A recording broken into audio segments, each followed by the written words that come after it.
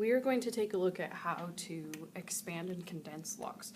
So there are three rules for expanding and condensing logs. So we have, if you have something like log with any base of x, y, you can rewrite it as log base b of x plus log base b of y.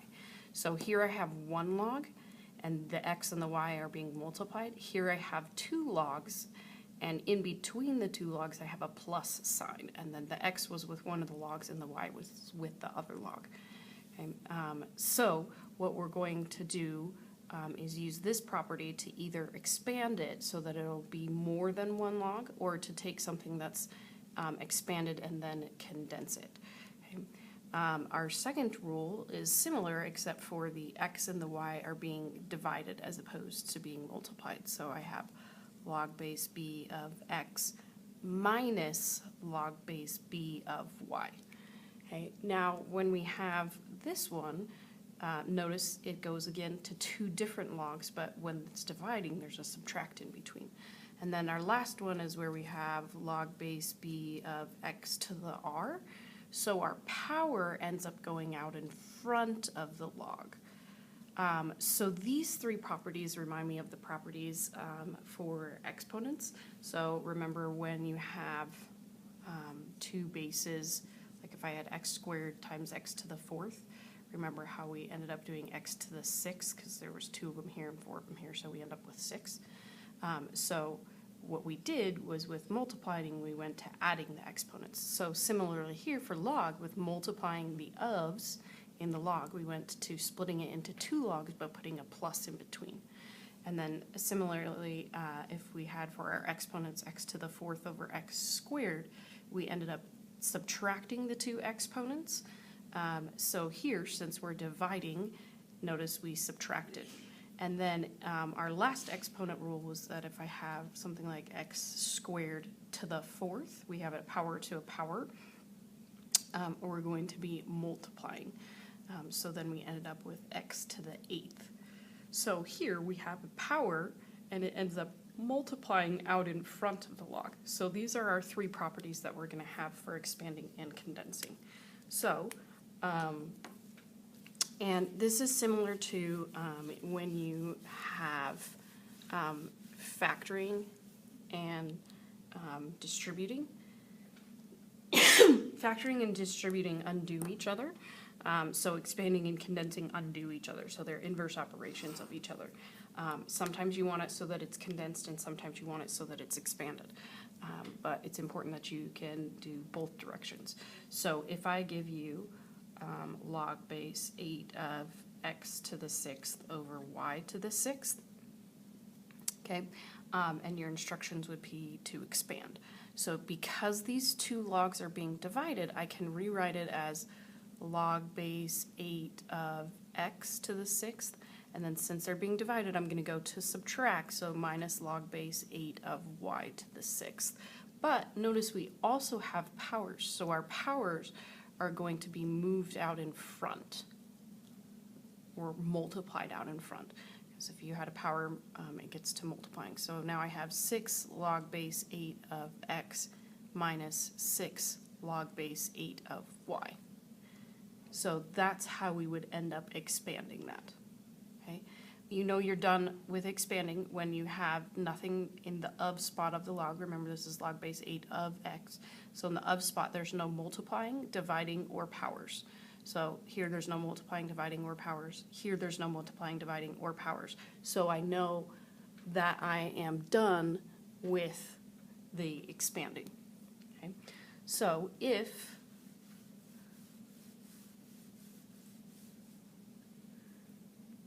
we take a look at one that looks like this, where we have log base 7 of x over y to the 4th to the 5th.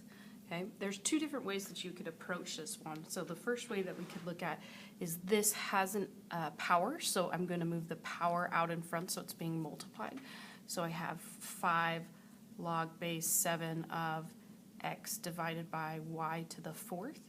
So then these two are being divided, so I'm going to split the logs into two different logs, but I'm going to be subtracting between the two logs. Since we have a 5 here with this log, I'm going to keep it with both of my logs when I split. So I'm going to have 5 log base 7 of x minus, since we're subtracting, or sorry, since we're dividing, minus 5 log base 7 of y to the 4th. Okay, so now that I have this, notice I also have another power with the y.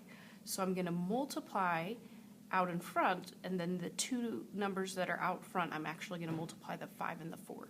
So then I end up with 5 log base 7 of x minus 20 log base 7 of y. I know it's fully expanded because there's nothing being multiplied or divided with the x or the y, and no power with the x or the y. So I'm all done. Now, the second way we could have looked at it,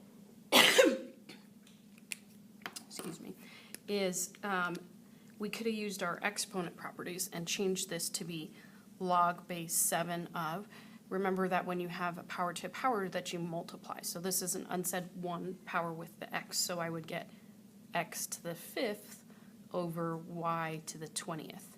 And then I could go through my log process and split the two logs so that I would have log base 7 of x to the 5th minus log base 7 of y to the 20th. Okay.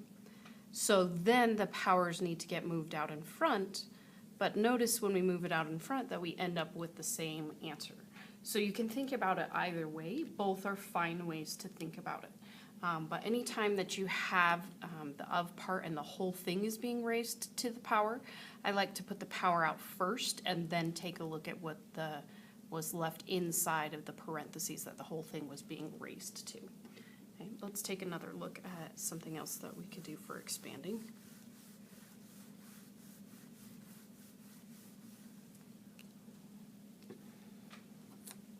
So if I give you one that looks like log base 5 of u squared v to the 6th. So notice on this one, that v doesn't look super great. That the u squared and the v to the 6th are being multiplied. So our rule with multiplying is that we go to adding in between our two logs. So I do log base 5 of u squared plus, since we were multiplying, log base 5 of v to the 6th. Okay, so notice I now have the two things that were in the of in two separate logs with the same base, but they're being added in between them. Now I still have the powers that I need to take care of. So remember, when it's to a power, that your rule is to multiply out in front.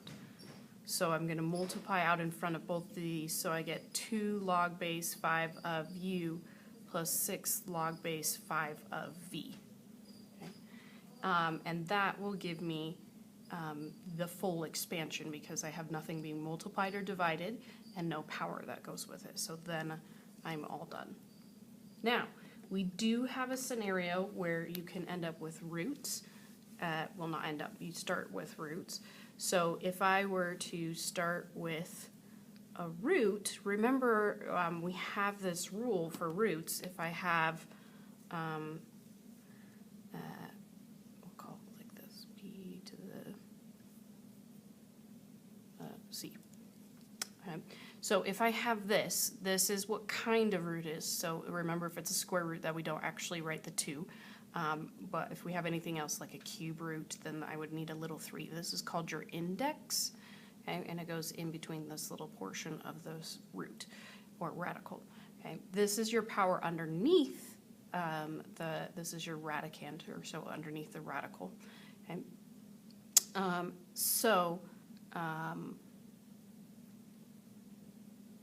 well, underneath is the radicand. This is the radical. But so we're going to rewrite this as b, and then the power underneath is the c, and then the kind of root it is becomes your denominator. So the power underneath is your numerator, and the number or the kind of root is the denominator. So what we're going to do is we're going to use this rule to switch all of our roots to be a fractional power, and then because it's a power, this number is going to be multiplied out in front. So let me show you what that looks like. So if I give you log base 4 of x times y times z square root. Okay. Now, you don't have to have those multiply signs there. They can be there, or they don't have to be there. Now, notice with this one that you have an unsaid power of 1 with each one of these.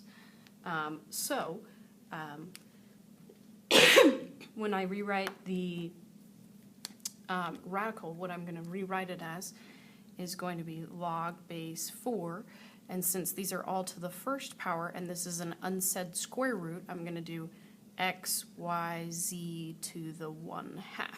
Now, I could have also written it as x to the 1/2, y to the 1/2, z to the 1/2, but since all of them were underneath the square root and all of them had the same power, I'm just going to do it like that.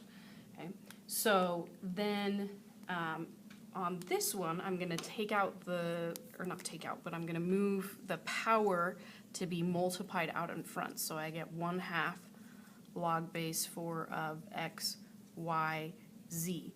Now the x, y, and z are all being multiplied together, so I'm going to split this into 3 separate logs with an add in between. So I'm going to have 1/2 log base 4 of x plus 1/2. Remember, the 1/2 stays with it because it was already there with this log. So 1/2 log base 4 of y plus 1/2 log base 4 of z. Okay.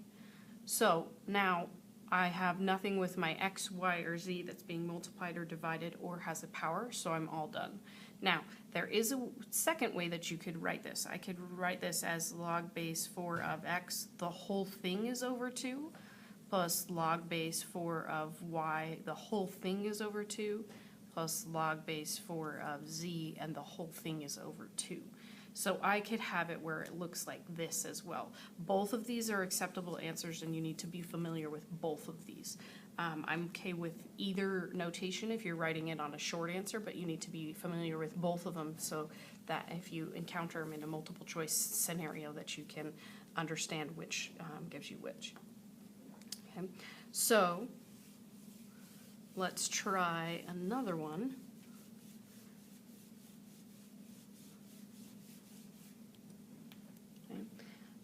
If I were to give you, let's try one where we do a multiply and a divide. So if I give you log base 7 of the cube root of x squared y to the 5th over z squared w to the 8th. Now, on this one, if you look at the radical that we have, the x and the y have 2 different powers with it. So when I switch this to be fractional, the x and the y are going to have separate fractional powers because they have different exponents underneath. So I'm going to have x to the 2/3 because it was 2 underneath the power and it's a cube root. And then the y is going to be raised to the 5/3, okay, over, and then we still have z squared w to the 8th, and we're still looking at this as log base 7. Okay. So now that I have this, these 2 things are being subtracted. No, they're being divided, so I'm going to subtract them. So this will turn into log base 7 of x to the 2/3 y to the 5/3 minus log base 7 of z squared w to the 8th. Okay? Because these 2 things were being divided, so they're now being subtracted. But notice that I have the x and the y being multiplied and the z and the w being multiplied. So now I'm going to split this one into 2 logs and this one into 2 logs. So I'm going to have log base 7 of x to the 2/3 plus log base 7 of y to the 5/3 minus, but I'm going to minus this whole thing. So we're splitting this log into two separate logs, but we're going to be subtracting off the whole thing. So I'm going to have log base 7 of z squared. I'm going to have to move to the next line. Sorry. Plus, remember these are being multiplied, so this will split to a plus because these are being multiplied. So plus log base 7 of w to the 8th. Okay. Now, notice because we already had this subtract from the divide that we got up here, this negative sign will distribute to both of these logs. Okay? So then we end up having a minus log base 7z squared and a minus log base 7 of w to the 8th. So then I'm going to take all of my powers and move them out up front. So I'm going to kind of do two steps in one where I'm distributing the negative and moving the powers out in front. So I'm going to have 2/3 log base 7 of x plus 5/3 log base 7 of y minus log base 7 of z squared minus, because we distributed this negative to the log base 7 of, or I forgot my 8, minus 8 log base 7 of w. I also forgot to move my 2 out in front for this one. Okay. So now that we have this, notice I have no powers with the x, y, z, or w, and I have nothing being multiplied or divided with the x, y, z, or w. So this is all expanded. Now, I do have the option to write this as 2 log base 7 of x over 3 plus 5 log base 7 of y over 3 minus 2 log base 7 of z minus 8 log base 7 of w. So you could end up seeing either one of these depending on which book that you're using or which teacher you have or which test that you're taking, what standardized test you're having. So you should be familiar with all of those.